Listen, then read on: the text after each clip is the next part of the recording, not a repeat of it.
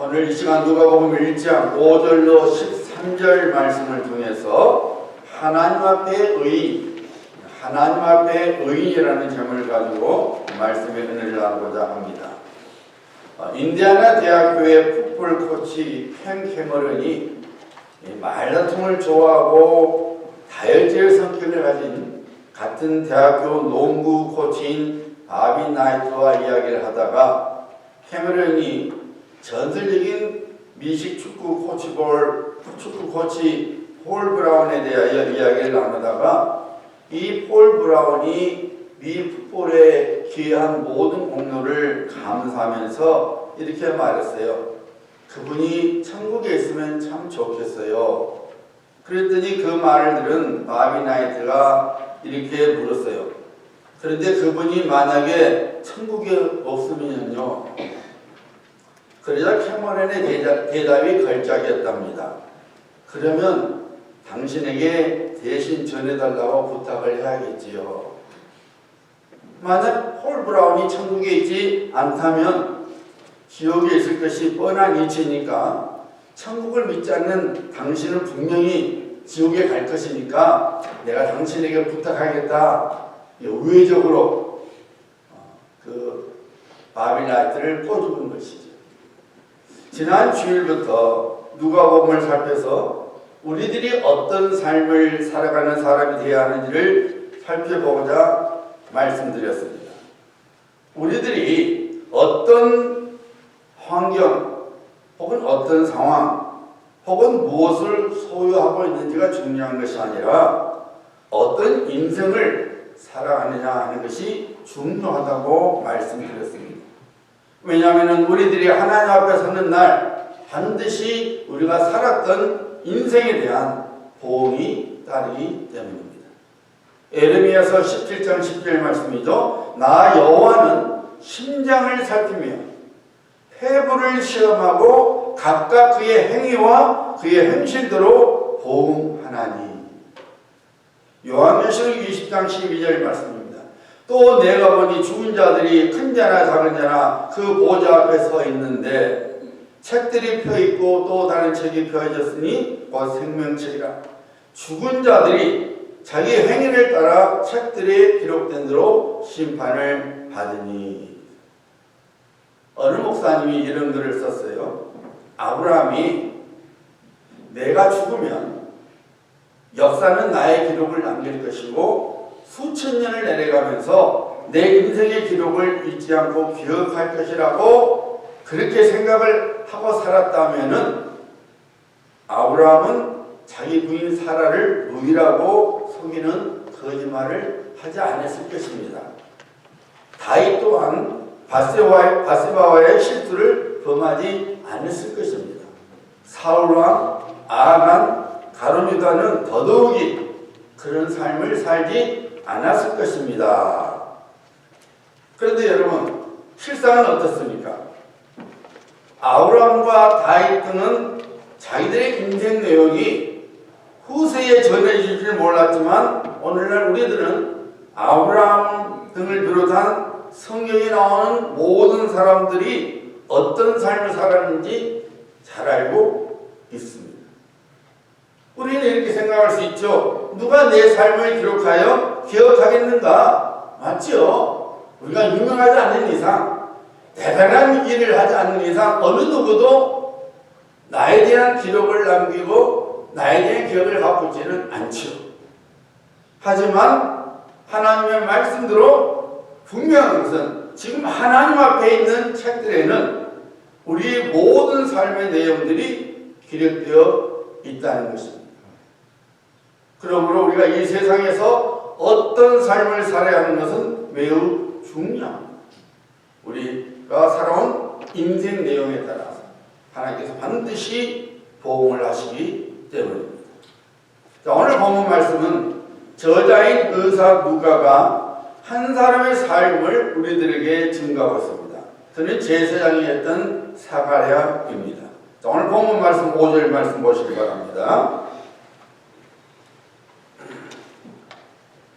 유대왕 헤롯 때에 아비야 반열에 제사장 한 사람이 있었으니 이름은 사가랴요. 그의 아내는 아론의 자손이니 이름은 엘리사벳이라. 본문 말씀 헤롯은 헤롯 대왕으로 아기 예수님을 죽이려 했던 사람이죠. 헤롯 대왕은 에서의 후손 이두메 출신이었습니다. 즉 유대인이 아니었어요. 유대인 이스라엘 백성들은 이스라엘 백성 유대인들은 야곱의 후손이고 에서는 다른 종이죠. 그러니까 유대인이 아닙니다. 그래서 이 헤롯 대왕은 유대인 환심을 사기 위해서 예루살렘 성전을 예수님 사역 때도 짓고 있었죠. 그걸 제3의 성전이라 그렇게 말하죠. 제1성전은 솔로몬이 지은 성전이고 그것이 무너지고 나중에 스룹바벨이 와서 지은 성전이 제2의 성전이고 그 다음에 이제 헤롯 대왕이 유대 안심을 사기 위해서 이 예루살렘 성전을 예수님 당시에도 짓고 있었죠. 그는 처세술이 매우 뛰어나서 로마 정권의 한심을 사서 유대인이 아니면서도 30년 동안 왕으로서 유대 지역을 다스렸습니다. 인간적으로는 지도력과 능력이 뛰어났던 사람입니다. 하지만 그는 권력력에 눈이 어두워서 자기에게 해가 되는 사람은 어느 누구도 놔두지 않았습니다. 그래서 자기의 부인과 자기의 자식까지도 자기 왕위를 노린다고 생각하고 죽였던 사람입니다. 뿐만 아니라 우리가 잘 아는 대로 이 유대왕 아기 왕이 어딨냐 찾아오니까 그것 때문에 베들레헴의 2살 이하의 모든 아이들을 죽였던 장본이었습니다. 그만큼 권력력이 강했던 것입니다. 물론 유대인 환심을 사기 위해서 예루살렘 성전을 짓고도 있었지만은 또한 많은 이방 신전들을 지어서 그 아래다가 이방 신상들 두어 유대인들로 하여금 우상 숭배에 빠지게 만들었습니다. 자기 욕망의 포로가 되어 살았던 전형적인 사람이었습니다. 그런 헤롯 대왕과는 전혀 다른 한 사람을 누가가 소개를 하고 있습니다. 제사장 사가랴입니다. 다윗 왕 이후에 제사장들을 24반열로 나누었어요. 반열이라는 말이 어렵죠. 쉽게 말하면 팀이에요. 그러니까 모든 제사장을 24개 팀으로 나누었습니다. 각 반열이 순서대로 1년에 한 주간씩 2차례 예루살렘 성전에서 봉사하도록 했어요. 그러니까 만약 제가 제사장 중 한 사람이면은 1년에 2차례, 한 차례에 일주일씩 성전에 들어가서 일을 했던 것이죠. 이 사가랴가 속한 아비냐 반열은 24반열 중에 8번째였습니다. 이 사가랴의 이름은 히브리어는 스가랴입니다. 우리 소선지서에도 예언서에도 스가랴가 있죠. 스가랴인데 이 스가랴를 헬라어로 발음하면은 스가랴가 되는 거예요. 아니죠? 예, 스가랴가 되는 겁니다. 자, 그러니까 이 뜻은 뭐냐면은 사가랴가 되는 거죠. 죄송합니다. 이게 스가랴인데 히브리어는 스가랴인데 이걸 헬라어로 발음하면은 사가랴가 되는 거예요. 근데 이름은 여호와께서 기억하신다라는 의미를 갖고 있어요. 누가는 성령의 감동 속에서 사가랴가 어떤 사람인지를 증거하고 있죠. 6절에 나와 있죠. 이 두 사람이 하나님 앞에 의인이니 주의 모든 계명과 규례대로 흠이 없이 행하더라. 하나님 앞에 의인하면 누가 생각납니까? 노아지. 창세기 6장 8절이죠. 노아는 의인이요 당대의 완전한 자라 그는 하나님과 동행하였으며. 유대인들에게 있어서 최고의 찬사는 하나님 앞에 의인이라는 말이었습니다. 그런데 사가랴가 바로 그런 사람이었어요. 오늘 아침 성령님께서 우리에게 말씀하십니다. 우리들이 어떤 삶을 살아가냐 하는 질문에 스가랴처럼 하나님 앞에 의인의 삶을 살아가야 한다는 것입니다. 그러면 하나님 앞에 의인이 되는 삶은 무엇입니까? 오늘 본문 말씀 6절을 다시 한번 보시기 바랍니다. 이 두 사람이 하나님 앞에 의인이니 주의 모든 계명과 규례대로 흠이 없이 행하더라. 여기에서 계명은 하나님의 명령을 가리키는 것이고 규례는 하나님이 옳다고 인정하는 모든 것을 말하는 거예요. 그러니까 한마디로 말하면은 하나님의 말씀입니다. 사가랴는 하나님의 말씀대로 살아가는 삶을 살았던 사람이었습니다. 하나님의 말씀에 전적으로 순종하는 삶을 살았던 사람이었습니다. 그래서 성경은 그가 흠이 없는 삶을 산 사람이라고 증거하고 있습니다. 여러분, 우리 중에 흠이 없는 사람이 있을까요? 흔히 하는 말이 있죠. 털어서 먼지 안 나는 사람이 있느냐. 무슨 의미입니까? 흠이 없는 사람은 없다는 것이죠. 아무리 훌륭한 사람이라도 단점이 있고 비난을 받을 만한 것이 있습니다. 그런데 여러분, 우리가 정말로 신경 써야 할 것은 하나님께서 나를 어떻게 보느냐입니다. 우리들이 사람들 눈에도 흠이 많다면 거룩하신 하나님의 눈에는 어떻겠습니까?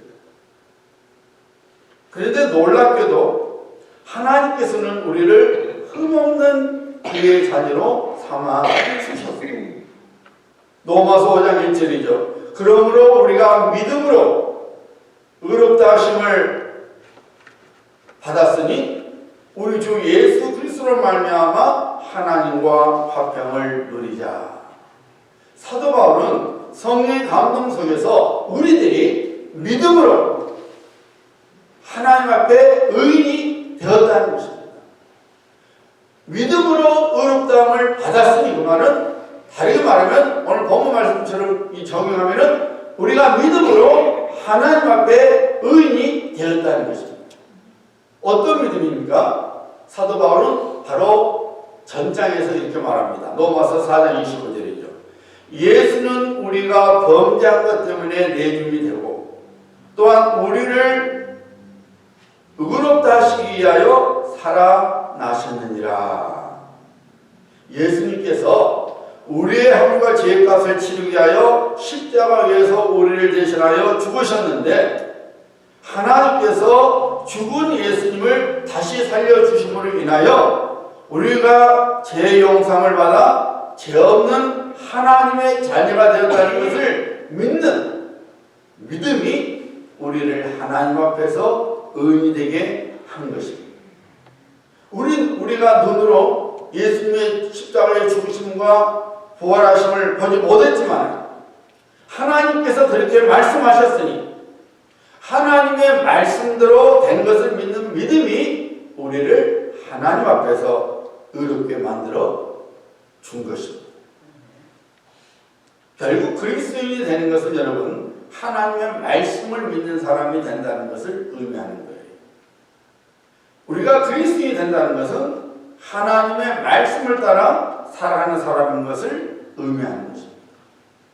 그래서 예수 안에서 구원을 받은 사람은 하나님의 말씀을 쫓아 살아가야 합니다. 우리 예수님께서 포도나무 비유를 통해서 우리들이 예수님 안에 그리고 예수님이 우리 안에 거하는 삶을 살아가야 하는데 그런 삶이 어떻게 이루어지는 겁니까? 우리가 하나님의 말씀에 따라 순종하며 살아갈 때에 이루어지는 것입니다. 믿음의 조상이라고 불리는 아브라함이 어떻게 믿음의 조상이 되는 확증을 하나님께로부터 받았나요? 아브라함이 하나님의 말씀을 쫓아서 갈대아 우르를 떠나서 하나님께서 지시하시는 가나안 땅으로 갔습니다. 하나님을 믿었기에 그 말씀에 순종을 했던 것이죠. 그런데 아브라함은 하나님을 믿는다고 본인은 생각했지만 하나님의 말씀에 늘 순종했던 것은 아닙니다. 하나님의 말씀에 순종해서 가나안 땅에 왔는데 그 가나안 땅에 기근이 찾아오니까 아브라함이 어떻게 했어요? 자기 마음대로 애굽으로 내려갔어요. 하나님께서 아브라함에게 말씀하시기를 가나안 땅에 머물러 살아라고 했어요. 그런데 기근이 찾아오니까 아브라함이 못 살겠다. 하고 하나님의 말씀에 불순종하고 애굽으로 내려갔죠. 결국 애굽에서 아내 사라를 동생이라고 거짓말하게 되는 죄를 범했고 아내 사라를 빼앗겨만 하는 수모를 당하고 말았습니다. 하나님의 은혜 간섭이 없었다면 그는 절지에 아내를 빼앗기고 돈을 챙기는 인신매매자가 될 뻔했지요. 하나님께서 은혜 가운데 그를 불러주셨기에 하나님께서 아브라함을 인생의 위기로부터 건져내 주셨어요. 부족한 중에도 아브라함은 그래도 여전히 하나님을 믿고 살았어요. 하지만 또 하나님의 말씀에 불순종하죠. 하나님께서 사라를 통해서 자녀를 낳으라는 말씀을 받았음에도 불구하고 그 말씀을 믿지 않고 자기의 종 엘리에셀을 그의 후사로 삼으려고 했죠. 그것도 안 되니까 사라의 여종 하갈을 통해서 자식을 보았습니다. 그 바람에 가정에 파탄이 찾아왔죠. 임산부를 쫓아내야만 하는 반인륜적인 일을 해야만 했습니다. 나중에는 하갈과 아들 이스마엘을 내쫓아야만 하는 비정한 아버지가 되어야만 했습니다. 하나님을 믿는다고 하면서도 하나님의 말씀을 믿지 못하고 불순종의 삶을 살았던 아브라함이었습니다. 불순종으로 오는 모든 인생의 위기, 어려움, 그리고 문제 등은 고스란히 아브라함의 몫이었어요. 이 말은 무슨 말이냐? 우리가 하나님의 말씀을 불순종하면은 불순종하는 모든 어려움들은 내 몫이 된다 그 말이에요. 이런 아브라함이 장차 어떻게 많은 사람들에게 보게 되는 믿음의 조상이 될 수 있었겠습니까? 그래서 하나님께서 최종 테스트를 아브라함에게 하셨습니다. 아브라함에게 있어서 보물 중에 보물이요, 절대로 포기할 수 없는 가장 소중한 것, 자기의 생명보다 더 귀한 것을 하나님께 내어놓으라는 테스트였습니다. 백세에 낳은 기적으로 낳았던 독자 이삭을 번제물로 바치라는 무서운 시험이었습니다. 그런데 놀랍게도 아브라함은 하나님의 말씀 그대로 순종을 했습니다. 이삭을 번제물로 바쳤는데 전혀 주저하지 않았습니다. 아브라함이 이렇듯 하나님의 말씀에 전적으로 순종하여 자기의 가장 소중한 하나뿐이 없는 아들 이삭을 번제물로 드릴 수 있었던 것은 무엇이었습니까? 바로 하나님의 말씀을 믿는 믿음이었습니다. 하나님께서 아브라함에게 말씀하시기를 이삭을 통해서 모든 이 자손들이 하늘의 별처럼 바닷별 머리처럼 많아질 거라 말씀하셨으니까 내가 설령 이삭을 죽여도 하나님께서 이삭을 통해서 내 자손들을 수없이 본다고 그랬으니까 다시 살리실 거라는 믿음 때문에 이삭을 전혀 주저하지 않고 하나님께 드리려고 했던 것입니다. 이것을 히브리서 11장 17절부터 19절이 증거하고 있죠. 아브라함은 시험을 받을 때에 믿음으로 이삭을 드렸으니, 믿음으로 이삭을 드렸다 했죠. 그는 약속들을 받은 자로 돼 그 외아들을 드렸느니라. 그에게 이미 말씀하시기를 내 자손이라 칭할 자는 이삭으로 말미암으리라 하셨으니 그가 하나님이 능히 이삭을 죽은 자 가운데서 다시 살리실 줄로 생각한지라. 아브라함이 하나님의 말씀을 믿으니까 그 말씀에 순종해야 했던 것이죠. 하나님께서 이런 아브라함에게 어떤 말씀을 하셨습니까? 창세기 22장 12절이죠. 네가 네 아들 네 독자까지도 내게 아끼지 아니하였으니 내가 이제야 네가 하나님을 경외하는 줄을 아노라. 하나님께서 말씀하실 내가 이제야 네가 하나님을 나를 경외하는 줄을 알았노라. 이제야는 대단히 중요한 의미를 담고 있죠. 무엇입니까? 아브라함의 순종을 보고 하나님께서 그의 믿음을 인정하셨다는 것입니다. 이전까지는 아브라함의 믿음이 알쏭달쏭하여 확신이 없었는데 지금은 그의 믿음이 확실하다고 하나님께서 인정을 하신 것입니다. 아브라함의 믿음을 인정하신 하나님께서 이어서 아브라함에게 드디어 그의 복을 확증하죠. 이 창세기 22장 16절로 18절입니다. 여호와께서 이르시기를 내가 나를 가리켜 맹세하노니, 하나님보다 높은 분이 없잖아요. 그러니까 하나님께서 내가 나를 가리켜 맹세하노니 네가 이같이 행하여 네 아들 독자도 아끼지 아니하였은즉 내가 네게 큰 복을 주고 네 씨가 크게 번성하여 하늘의 별과 같고 바닷가에 모래같게 하리니 네 씨가 그 대적의 성문을 차지하리라. 또 네 씨로 말미암아 천하 만민이 복을 받으리니 이는 네가 나의 말을 준행하였음이라 하셨다 하니라. 아브라함아, 네가 나의 말을 믿고 내 말을 순종하여 네 독자 이삭을 들었으니 내가 너 씨로 말미암아 천하 만민이 복을 받게 하겠다 라고 아브라함을 믿음의 조상으로 확증을 하십니다. 여러분, 우리들이 하나님의 자녀로서 살아가는 것, 그리스도인으로서 살아가는 것은 그리스도 예수 안에서 우리에게 말씀하신 하나님의 말씀에 그대로 순종하는 삶을 살아가는 것입니다. 그것이 믿음입니다. 그리고 그 믿음이 우리에게 하나님의 구원과 복을 가져다주고 하나님의 은혜와 신령한 보화들을 받게 합니다. 우리 안에 기쁨이 흘러넘치게 할 뿐만 아니라 어떤 형편에서도 만족할 수 있는 능력의 삶을 살아가도록 만들어 주는 것입니다. 여러분의 삶 속에 하나님의 말씀이 드러나고 있습니다.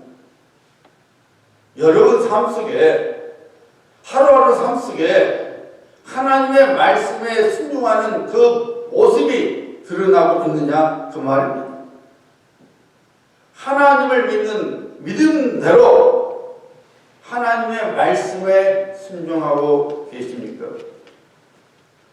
우리들의 믿음이 하나님께로부터 인정을 받아야 합니다. 나 믿음이 있어. 내 생각이 좋은 것이 아니라 내가 갖고 있는 이 믿음이 하나님께로부터 인정을 받는 믿음이 되어야 합니다. 하나님께로부터 인정받는 믿음은 내게 주신 하나님의 말씀에 삶 속에서 순종하는 것입니다. 이제야 네가 나를 경외한 줄을 아노라 라는 말씀을 우리가 하나님께로부터 들어야 합니다. 그러므로 우리는 하나님의 말씀에 온전히 순종해야 합니다. 내 뜻과 육신의 욕심을 따라 하나님 말씀에 불순종하지 말고 하나님께서 말씀하셨으니 그대로 이루어지리라는 믿음의 확신 속에서 하나님의 말씀에 온전히 순종하는 삶을 살아가야 합니다. 사가랴는 그런 삶을 살았습니다. 주위에 많은 사람들이 헤롯 대왕의 위세에 눌려서 우상 숭배 속에 살고 있었음에도 불구하고 로마 정부의 탄압 속에서 하나님의 구원의 손길이 보이지 않는 듯한 상황 속에서도 사가랴는 하나님의 모든 계명과 규례대로 흠이 없이 행하며 살았습니다. 하나님의 어떤 말씀에도 순종하는 삶을 그는 살았습니다. 그러기에 성령께서 그를 가르쳐 하나님 앞에 의인이라는 평을 내린 것입니다. 본문 말씀 13절에 보면은 하나님 앞에 의인의 삶이 무엇인지 두 번째로 우리가 보게 됩니다. 보시기 바랍니다. 천사가 그에게 이르되 사가랴야 무서워하지 말라. 너의 간구함이 들리니라.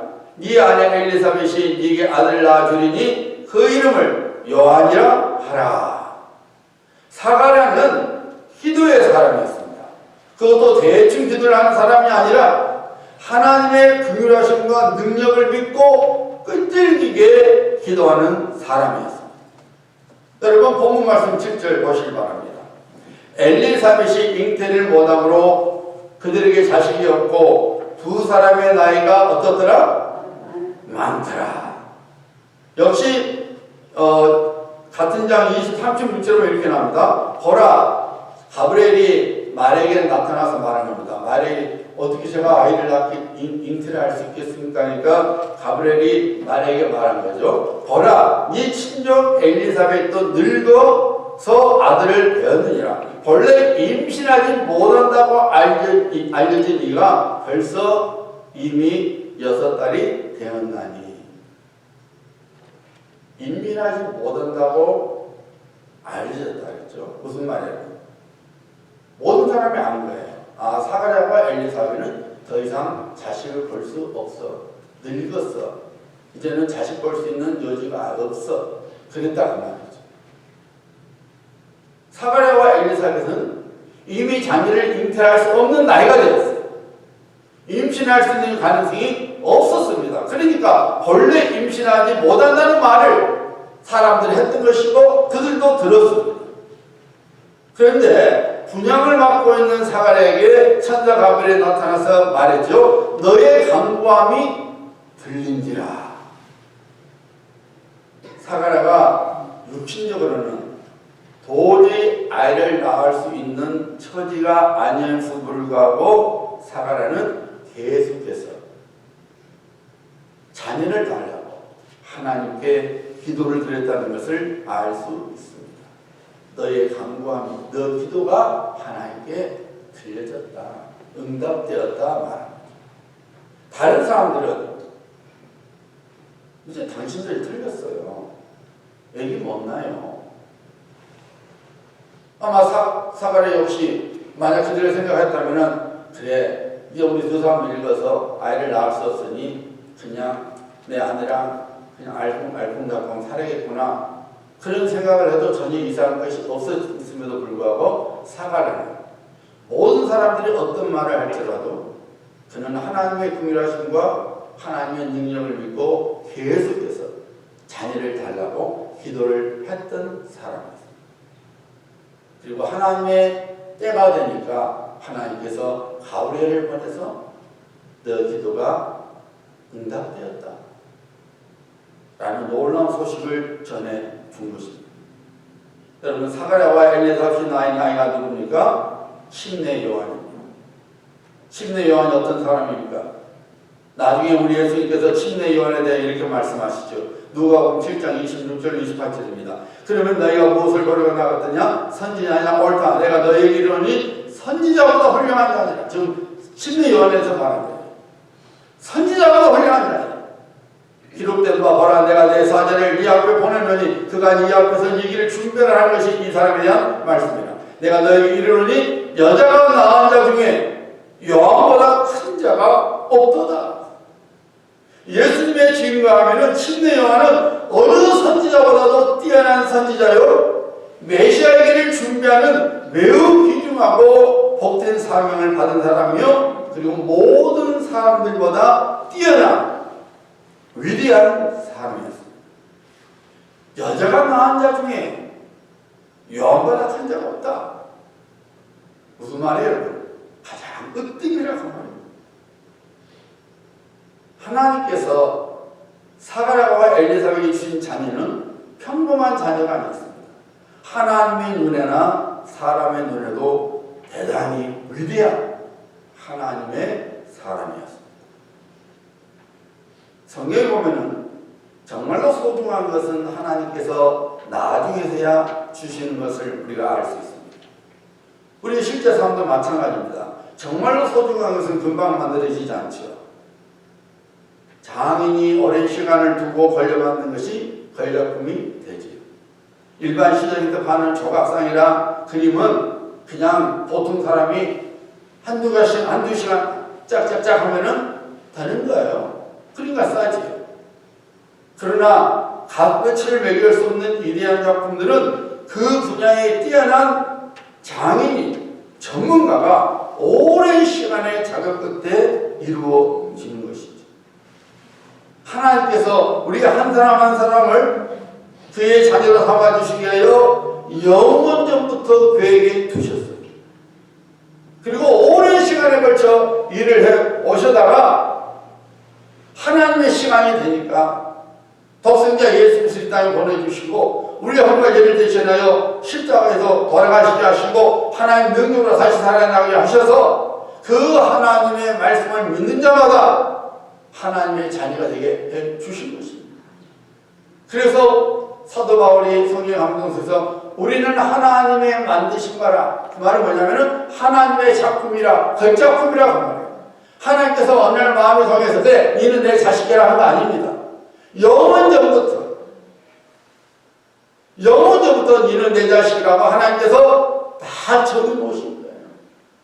오랜 시간에 걸쳐서 우리를 하나님의 자녀 되게 하는, 하나님의 작품 되게 하셨습니다. 뿐만 아니라 우리가 하나님의 자녀로서 해야 할 모든 선한 일들을 우리를 자녀로 삼으시기 훨씬 이전부터 예비해 두셨다고 성경은 증거하고 있습니다. 그러니 우리는 작품이요, 우리가 해야 할 모든 선한 일, 하나님의 구원을 위하여 할 모든 일들이 다 이런 거예요. 작품인 거예요. 시시한 거에 아닌 거예요. 우리 예수님께서 구하라, 찾으라, 그리고 두드려라 말씀하셨죠. 신약은 뭘로 써졌어요? 헬라어로 써졌어요. 헬라어의 현재 동사는 계속적인 행동을 의미하는 거예요. 그러니까 예수님의 이 말씀의 정확한 번역을 하자면은 계속 구하라, 계속 찾으라, 계속 두드리라 그 말이에요. 그래서 사도 바울 역시 성경의 감동석에서 쉬지 말고 기도하라고 명령한 것입니다. 여러분, 하나님의 시간과 우리 시간에는 우리가 알지 못하는, 그리고 우리가 생각하는 것보다 훨씬 차이가 있습니다. 그래서 그 시간의 간격 때문에 우리는 쉽게 낙심하게 되며 포기하게 되죠. 우리의 시간 속에서 하나님의 구원이 이루어지지 않는다고 하나님을 원망하며 그리고 그의 긍휼하심과 능력을 의심하게 됩니다. 그런데 여러분, 우리들이 분명히 알아야 할 것이 있습니다. 하나님께서는 절대로 우리 시간표대로 일하시지 않습니다. 반드시 그의 시간표대로 일하십니다. 우리가 아무리 우리 스케줄을 하나님 여기 있습니다, 결제해 주세요 안 합니다. 하나님께서는 반드시 그의 스케줄대로 우리를 위하여 일하십니다. 모세 생각에는 40세가 되었으니 여러모로 봐서 그가 이스라엘의 구원자로서 일할 수 있었다고 생각을 했습니다. 그러나 하나님께서는 그가 80세가 되자 부르셨어요. 그리고 모세를 통해서 하나님의 위대한 구원이 이루어지도록 그가 복된 자가 될 수 있도록 해 주셨습니다. 요셉의 꿈이 금방 이루어졌습니까? 다윗을 향한 하나님의 계획이 금방 이루어졌나요? 아닙니다. 사랑하는 성도님들, 예수님의 말씀처럼 낙심하지 말고 계속하여 기도를 하는 사람이 되어야 합니다. 하나님의 긍휼하심과 전능하심을 믿고 기도해야 합니다. 원수 마귀가 포기해 라는 생각을 심어줄 정도가 되면 사람들이 안 되는 거예요 라고 판단을 내려도 우리는 하나님의 시시하신 약속의 말씀을 믿고 계속 기도해야 합니다. 바로 그 같은 삶이 하나님 앞에 의인의 삶입니다. 기도는 우리 마음을 주님께 드리게 만들어줍니다. 기도는 예수님을 생각나게 해주며 예수님을 바라보게 해줍니다. 우리의 마음과 눈과 생각이 예수님께 있으니 세상 염려와 근심이 더 이상 우리를 주관하지 못하고 예수 그리스도의 영 성령께서 우리의 마음과 생각을 주관하십니다. 그래서 이 세상의 주질보다는 그리스도 예수의 평강이 우리 마음속에 솟아오르게 됩니다. 찬송이 나옵니다. 감사가 나옵니다. 그리고 하나님의 은혜에 대한 확신이 생겨납니다. 이 모든 것이 기도를 통해서 이루어지는 거예요. 우리 모두는 사가랴처럼 하나님 앞에 의인이 되는 삶을 살아가야 합니다. 우리 하나님께로부터 너는 내 앞에 의인이야 라는 평을 받아야 합니다. 그래서 예배 주시고 약속해 주신 하나님의 아름다운 복들, 하늘의 신령한 복들과 이 땅의 기름진 복들을 누리는 사람이요 나누는 사람이 되어야 합니다. 하나님의 말씀을 믿음으로 행하며 살아가시길 바랍니다. 하나님을 믿는 믿음 그대로 하나님의 말씀에 온전히 순종하는 삶을 살아가야 합니다. 그리고 하나님의 긍휼하심과 그의 전능하심을 믿고 끊임없이 기도하는 삶을 살아가야 합니다. 이런 삶을 살아가시는 성도들 되셔서 하나님 앞에 의되어 하나님의 약속하신 복들을 다 차지하는 하나님의 구원의 주인공들 되시기를 예수님의 이름으로 축복합니다.